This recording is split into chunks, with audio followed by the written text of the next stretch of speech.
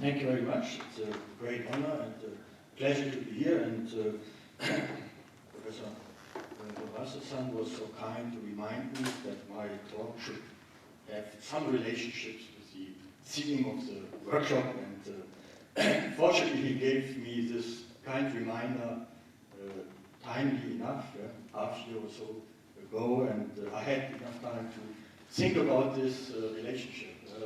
As you could see, I changed a little bit also the title of my presentation, because in the last half year I discovered things I wasn't aware about and I thought might be a good idea to include it in my presentation. And I will try to.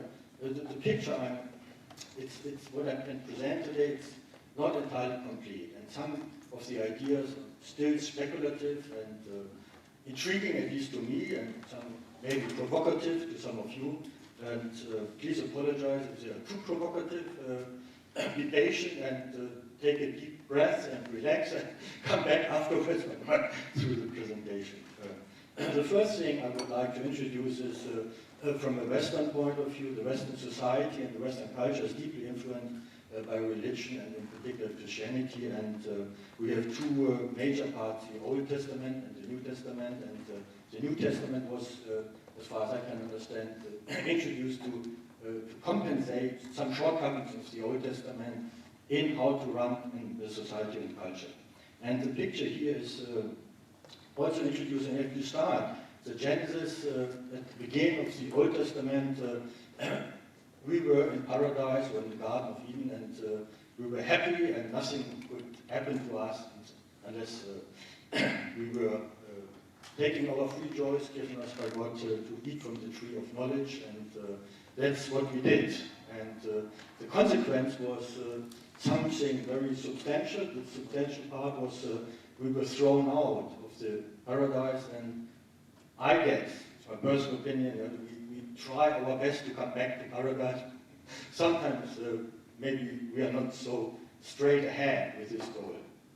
On the right side, that is my account to Darwin here. H stands for animal, and H for human, and P for paradise, and non-P for non-paradise, it means something else, and D stands for Darwin. And the argument I try to put forward here is animals are still in paradise, and they are happy, and humans not, because according to the Genesis, we are thrown out, and we have to survive. And one of the major differences is, as far as I can judge, but I learned it's debatable that the humans also try to take over the environment, which is the environment in which we try to live and survive and change. And the next slide is the account of that. What we are doing is we are designing our own habitat, but as far as I could understand the discussion we had 2 days ago, or one night, animals are doing the same. But what we are also doing, and this is maybe something special, we are also trying to get influence on our genetic evolutionary process. And we have sperm banks, we are cloning, and we are developing genetic engineering to influence our own genome to achieve something. And the question is what? There is the problem, or the problem appears in the sense how we are capable to do so. And as far as I can judge, the only answer I could find is we are creating a symbolic knowledge space in which we are operating to communicate and share ideas and exchange ideas beyond time and space constraints. And this kind of conference or workshops are coming together is exactly that.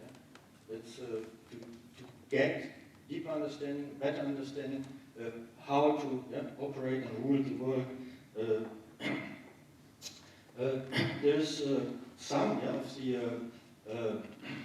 investigations in the sense is nature or nurture or so, in the sense how much space is for the phenotype, how much space is left, based on the fact that the phenotype is to a certain extent genetically determined, and twin studies give an answer to that. One of the recent publications here gives interesting results, and as far as I can judge, it's a little bit probably on the high end. If you include all the monozygotic twins and non-monozygotic twins, and if you're not excluding if they're living separate or not, then you're ending up with these kind of figures that about 70 to 80 or 90% even the phenotypical aspect I mentioned in this particular aspect is the intelligence quotient, or the IQ, genetically determined. Gives some space left for cultural issues, for phenotypical changes on top of it or next to it. Probably the real figure is somewhere below, I guess it's 50% or so, which is genetically determined, and the rest is open to education and society and development. To clarify one of the issues,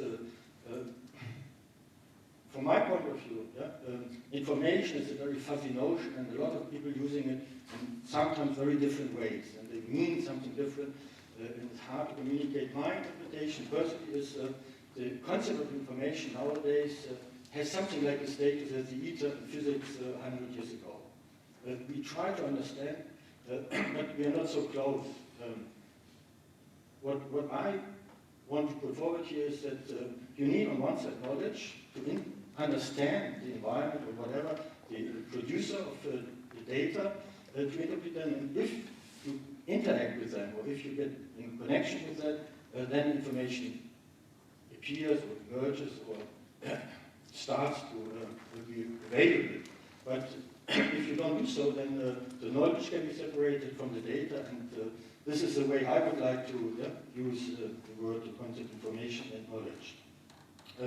It started quite long ago, 500 years, when something what we are normally in the Western world supposed to be the scientific adventure or the academic course. It's going back to Copernicus, and Copernicus challenged the established way of finding the truth by interpreting the Bible. That was, at that point, the state of the art to find the truth, and Copernicus said, no, there must be something else, and he did empirical observations, and he observed, and he described, and draw conclusions which were not in line with the official way to interpret the proposed concepts written in the Bible. Galilei was a person he never met because he was born quite late, and he tried to bring it back into discussion by the famous book, the dialogue he was writing up, and to make it debatable. And from then on, what we are perceiving nowadays is science separated from religion, or our religion enterprise is established.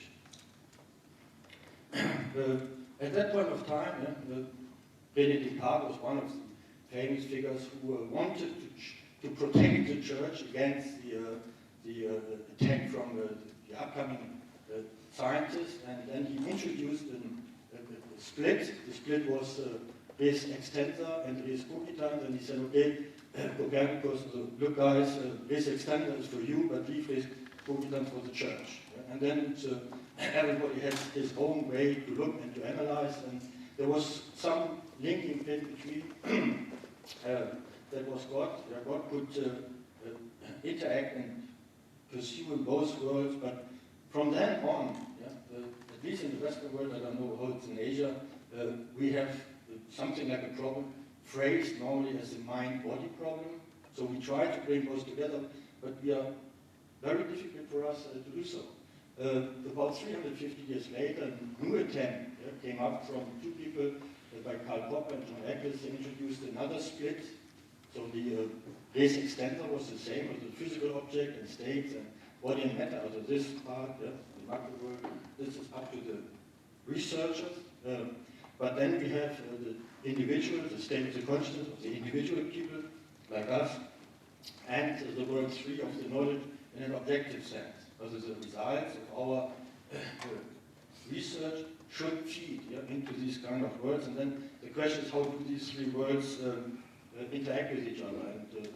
And the split from Descartes was very clear. There was no communication possible, but the three worlds had a certain kind of possibility to exchange and to penetrate, to move forward ideas between them. Before I continue, there is an interesting literature in psychology from Nisbet and colleagues published 8 years ago about culture and systems of thought, holistic versus analytic cognition, where they compare Asian way of thinking versus Western way of thinking. And this was the main, one of the main results. There are more than these differences, but for my presentation, this is an important aspect. The Westerners are very strong, interested or characterized by analytical way of thinking. Reasoning tends to focus on objects and categories and is driven by formal logic. Try to be inconsistent in the Western world, particularly as a scientist. If you're immediately wrong, so you slaughter them, they kill you immediately. And the Eastern world has a closer, more holistic approach to view and to analyze or to describe phenomena, and the reasoning embraces contradictions among objects in the yin-yang constant chain. So the Asians are less, less afraid of, because they can transform it into the constant change process of the world, and in the Western world we are less open-minded to that. One strong mechanism is the reductionist and analytical point of view.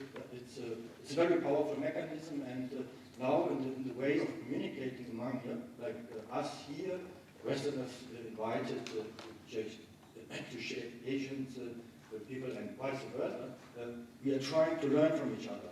We try to utilize the good sides and the downsides from each other. So that brought me to the idea that probably knowledge can be also split in two different types of views, the particle view and the field view, in which how to look at. It's not the way, you can look in different ways, and sometimes it's only the debate what is the most practical or the most appropriate way. And for both I have good examples from other colleagues. The first one was the book from Dawkins, the selfish gene, where he introduced at the end, he didn't work it well out, but he introduced the concept meme. And the meme is something, the particular view of knowledge, in the sense any kind of idea which can pass through whatever kind of communication medium you're using. That's the particular view of knowledge, and the alternative then was introduced. There are different versions, but one of the most interesting one was the morphogenetic field from Robert Sheldrake, and he's a Westerner, he's I guess biologist or something like that in the UK, and when he started to address this idea 20 years ago, he was slaughtered by the community because it's for the Western world not really fashionable, not really attractive to think and reason in this way. And to put this idea a little bit forward, to combine both ideas, I had an animation, and the statement I found, it's the concept behind is actually a metaphor. A drop is in the ocean, that's the individual view, the particle view, and we don't know, also we neglect, and the ocean is also in the drop. So it's just a way to look at it. It doesn't make a difference, but it's a preference, a way to look at it. If we take the personal, the left ball is the division in different kinds of consciousness and unconsciousness part, and Jung introduced the collective unconscious part, which we all share with each other, but we are not normally aware about. We just live with that, and now here goes the animation. First, we put the ball over this map, and then we dive in. So we are tapping, and the idea is to tap into this kind of knowledge field without being aware of it. It's just taken for granted, and we are focusing more on the differences from the Western point of view. We differentiate each other, but we are paying not so much attention that we are pretty much the same. Is the idea is that there is some communication there possible? Is this a feasible idea or not? And there is some evidence for that, and I was very happy when I listened to Cynthia's presentation today. I didn't know that you would present something similar maybe. I couldn't get further than that. there was a paper written, a very famous one, yeah, by Einstein, Podolsky, and both, the EPR paradox, and the idea was to challenge the upcoming quantum mechanics theory at that point of time. And the thought experiment was if you have two different whatever particles or subatomic phenomena, for example, the thing I could understand was the electron. An electron in an orbit has two spins, and the spin is the opposite from each other. And if you take one of the electrons far away from the other electron, which was at that point of time obviously not feasible or so, but it was a good thought experiment, and then change the spin of the electron, what will the other electron do? Is it changing immediately as well, or is it the statement, or the limitation introduced by Einstein was the communication between these two particles cannot go faster than light speed. And it took 50, 60 years or so when Bohm was one of the last PhD students of Albert Einstein, and he came with theoretical foundations, and Alan Aspect was, at least according to more people than that, he did the experiments to demonstrate that there must some synchronization takes place beyond light speed. And that's one of the accounts, and then the next one is actually measure the emotional outpouring in a worldwide crisis. Sometimes scientists think that they have done just that. Their machines and computers found a bizarre pattern right after several global disasters. Brendan Keefe explains this phenomenon. September 11th deeply affected people far beyond New York and Washington. The attack sent shockwaves around the world, a global reaction that triggered a spike in a network of scientific instruments, just like a seismograph during an earthquake. Each of those showed a similar pattern of change during that day. Retired Princeton scientist Dr. Roger Nelson believes the emotional focus of millions of people on a single event like 9/11 may form a global consciousness. Does consciousness interact directly with the physical world? To answer that question, Dr. Nelson and his colleagues deployed dozens of instruments around the world, random number generators. Basically, they're electronic coin flippers. Instead of heads or tails, each generates a 1 or a 0 200 times a second. You can do that every second. At each of, now we have about 65 places around the world. When truly random, the line of data wanders back and forth around 50-50 in a pattern the researchers call a drunkard's walk. And at 9/11, it begins not being a drunkard's walk. It goes like this for a few days. It may sound bizarre, but Dr. Nelson and his team have been at this for the better part of a decade. The first spike showed up in 1997 with the death of Princess Diana. Other events like the Concorde crash, the Madrid train bombing, and the Pope's funeral all registered on those random number generators. But early on the morning of September 11th, the data went off the charts. We don't know how to explain things. It could happen by change, but the chance is like 1 in a million or some really large number. How does it work, and what does it all mean? Even the scientists don't know. The implications go beyond science into philosophy and religion. All we know is this: at this very moment, around the globe, the random number generators keep flipping those virtual coins, waiting to record our collective reaction to the next major world event. At Princeton, Brendan Keefe, CBS 2 News. okay. Did anybody know about that or heard about it? No? Okay, first time you were... Okay. The official version is just not relevant at all. So that's the standard answer from established scientists, and there's nothing wrong with that, but maybe they can measure something we are not aware about, and gives at least people like me some hope that certain kind of research or whatever makes sense. The remaining question is if there is something that's possible and it can be also measured with this kind of approach to a certain extent. We don't know what it is. It's still very speculative. Then the question comes back, how does it relate to the human being? And how does this a mechanism which connects the quantum world with the biostructure of human beings, the phenotype. And throughout my literature search, I found the work of Pengros and Amorov. Someone heard about that at least? Or, okay, Pengros is pretty well known, I guess, in the New Emperor's World. The book was also very influential.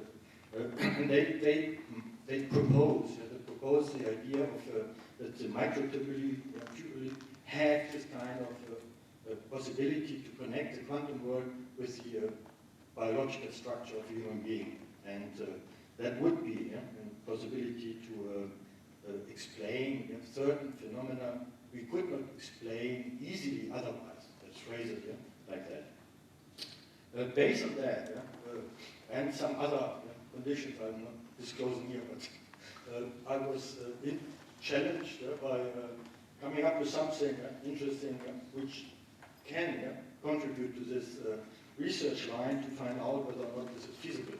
And then I phrased it because I'm working at the Technical University in Eindhoven, and I'm surrounded by a lot of engineering disciplines, and the engineers say, okay, what do you have? And then the physicists say, okay, we have four cyclicals. Okay, then I will build the cyclism for the mind. And then the question was how to do so, and the answer was not as simple or not as obvious. It's an interactive mixed reality installation based on a narrative, and it took us a while to identify that, and the narrative we identified, which characterized the Western world pretty good without being religious. That was one of the bottlenecks, or one of the constraints I introduced was the narrative Alice Adventures in Wonderland, and because he wrote this narrative to explain our world, what we take for granted, and he created a world which is different, significantly different from our perception and our experience living in our world. And based on that, we started to play safe. From my side was to avoid any kind of going further in the direction of religion, because if I would do so, I would have more problem than I have already. Let's phrase it like that. So when I got someone from Microsoft Research, I went back to my university, I said, okay, I have an idea, I have some money, I need space. And then university space, we don't have space. Okay. Not for our department, of course, for mechanical engineering. I'm working at the Department of Industrial Design, and we don't get this kind of infrastructure, but the other departments get. Luckily, there was something, the building you see here was a building, a huge building for mechanical engineering, for the prototype installation and so forth, and they don't use it anymore. The building was planned to be demolished, and then I said, okay, everybody wanted to get out, and I said, okay, that's I have plenty of space, I go in, and then after a while, a couple of years, we have to move, and that's what we are actually doing right now. We got space. Space was something like that, 12 by 7 meter, and we filled it up with interactive installation. And we picked certain aspects from the narrative. That was the beginning of the narrative. Is Alice is waiting in a park scene, and then we built the park scene, and the robot which passed by. I will show you later the short video which explains it much better than I do.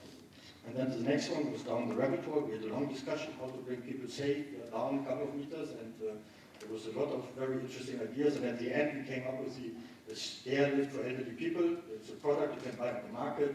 You set them on the chair, you bind them, and then journey goes on. And the underworld, the first thing Alice encounters is the world where you play with the body size. And of course, we cannot change the physical body size, but you can trick the perception. So what we built a virtual reality cave, and we put two elements in the cave, eat me and drink me. And if you eat the cookie, you are growing, and if you drink, you shrink, or otherwise round. And we measure how much was eaten by the test subject, and then we trick the perception. So the size of the room will be changed. And then you leave this cave, and then you're small, very small, like 10 centimeter. You should be and then you encounter the caterpillar, and the caterpillar challenge your self-concept. So the first question the caterpillar is addressing to you, who are you? And this is something what we also got. That's the only thing I can, the effect of the caterpillar, we could measure in an empirical sense with experiments, that the effect is in the direction of the hypothesized idea to make people less confident about their concept of the individual. And the last one was the Cheshire Cat. The Cheshire Cat is mainly addressing the dialogue, the logical reasoning, because she takes it to the extreme. And if you only try to reason in a logical way without taking certain aspects of the context into account, sometimes it's paradox again. And that's the project, and I will show you a short video.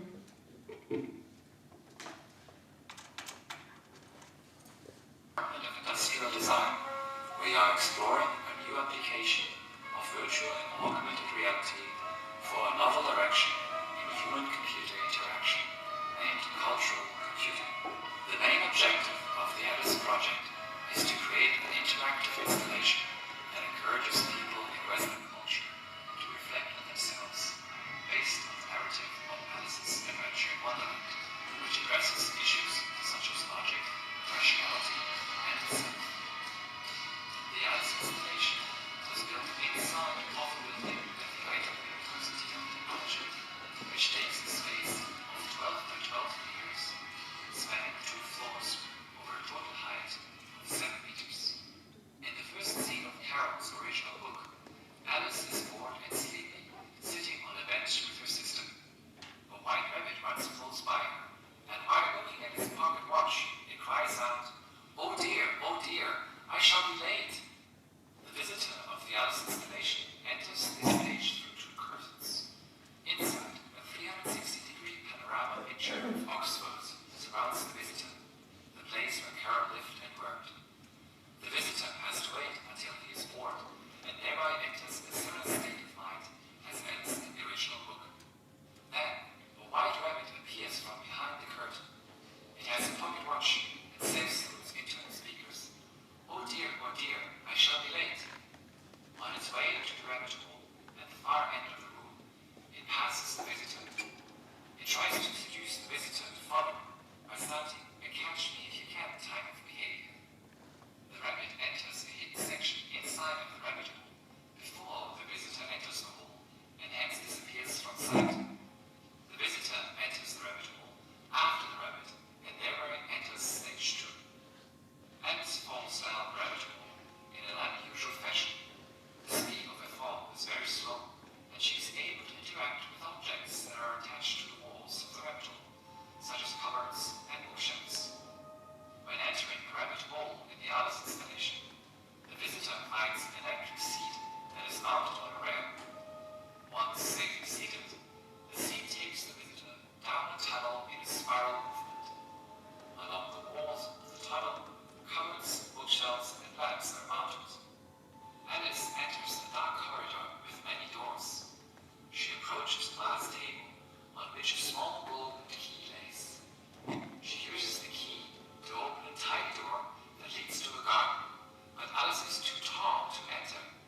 She approaches the table again, and this time she notices a bottle labeled Drink Me, and later a little cake labeled Eat Me. By drinking from the bottle, she shrinks, and by eating the cake, she grows. Eventually, she manages to have the appropriate size to enter the tiny door. The visitor enters the cave and has the impression to stand in a virtual room. A cookie box labeled Eat. My apologies, the battery is running out of power, I guess. Thank you very much for your kind attention.